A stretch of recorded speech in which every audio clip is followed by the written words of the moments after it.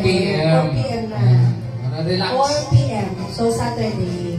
Then, Friday, hindi na siya nakalagay na tayo evangelism, pero that is our Bible study. For now. So, yung 4 p.m. ulit po yan ng Friday. And Wednesday po, Hindi. Kasi ito yung kaya setup niyan. Evangelism talaga dapat natin Friday para medyo fresh pa yung pag-imbita. No?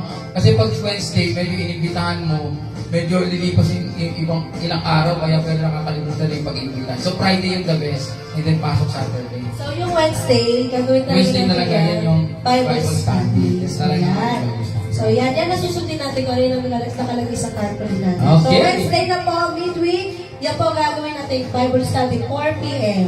Bakit yung mga mo doon kinukuha yung...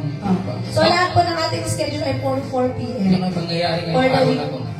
So mangyayari ngayong araw na to, kaya palakpan natin ang Panginoon, first day of December! Sa tagal ng panahon ng God. Grabe! From January na nagsimula po ang gawain na ito to Grabe. December. Hallelujah! Pinagpala ng Diyos ang gawain ito.